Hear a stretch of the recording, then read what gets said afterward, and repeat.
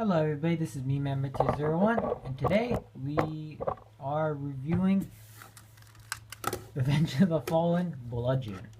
Now, the Revenge of the Fallen line is a line that people often argue if it's the worst Michael Bay movie Transformer line or not.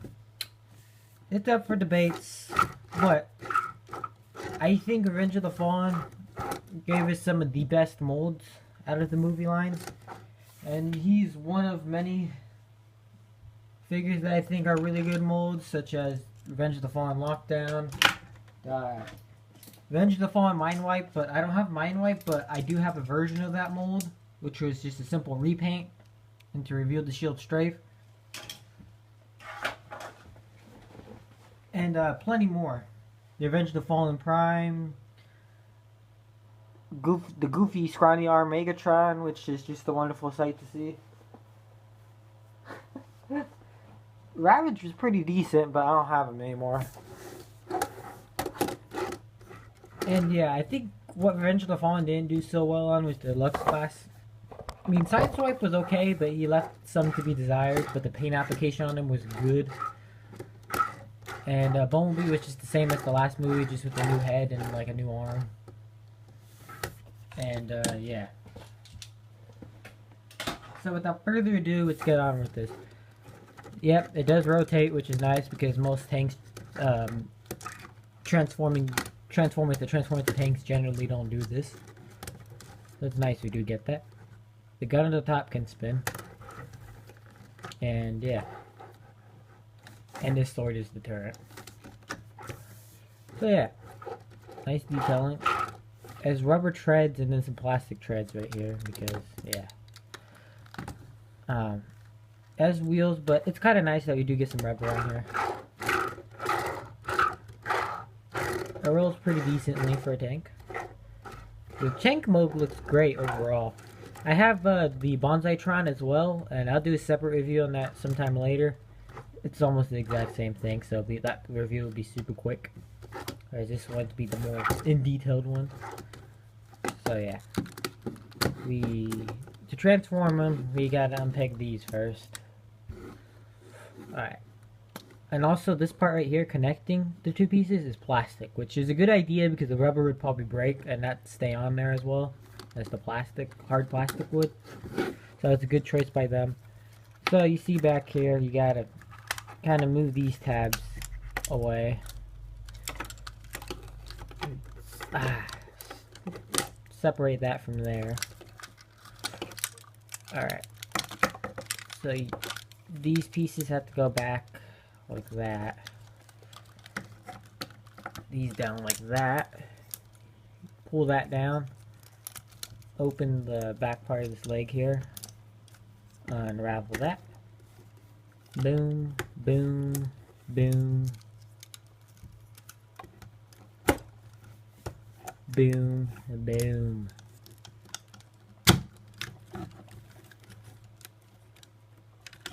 Boom. Oh yeah, the arms. Get the arms like this. And yeah. And there's the face sculpt. Really nice sculpt, but what you have to do with the arms is just kind of pull them down from there. Pull it down. There we go.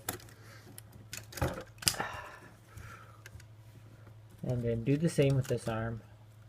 Pull it out, pull it down, take out his sword, and yeah, we got Revenge of the Fallen Bludgeon. Now he does have his Mech Alive gimmick, which is just that, you see that rotating right there. Stupid, but whatever. He does have a little cool gimmick though, another gimmick. He has a tiny sword. And, crap. And if you're wondering, yes, it can fit in his hand. And yeah. The mold, you could almost get a 90. So close. And yeah, legs do pop off on this. This mold isn't perfect. But that's the first time I've actually had problems with this on my Bludgeon. because I haven't had a leg pop off Bludgeon yet. But it's because his leg joints are really tight on here, for whatever odd reason. But on my Bonsaitron, they fall off all the time. I just assume on Bonsaitron it's probably mold degradation. Whereas on here, it's just because the joint's like super stiff. So yeah. Oh, you see that hole right there? Because it's kind of closed somewhat, but you can open it. And you can fit the knife in there. And you could actually do that with his sword as well. But it looks more goofy here. But you can do that. And here he is. In size comparison, I'll grab R.I.D. Prowl, who looks quite great right next to him. And I'll do a review on Prowl later and some of the other Autobot brothers, which is this piece is always popping off, which is Sideburn and X-Bron. And yeah, I have them all in the original color, so I don't have the alternate, like, supercharged or whatever the hell alternate color versions they had, which I think Sideburn was more hot rod colors, X-Bron was like wheeljack colors for some odd reason, then I forget what Prowl's change was. But yeah, he's overall a very, very solid figure. I have real no complaints about him. He's just a great, well-rounded figure, and yeah. Oh yeah, okay, I'm so stupid. He has a hinge right here as his arm. And then he has a hinge out here, so like you can get some kind of crafty things. He would have benefited for some wrist articulations, but due to how his hands how the transformation kind of needs these to be in like that, you can't. Which I could see them kind of working it in and still doing that, but you know, it's probably a budget reason or something. I don't know. This is still back when they actually had a pretty good budget. And yeah, it definitely does look like Bludgeon's, and I would say he's a good movie figure, and I'd say he's probably the closest thing we'll ever get to a Generations Bludgeon. And I don't think that's a bad thing, because I love this figure in this mold. It's just a great mold. However, there's a G2 Megatron repaint, which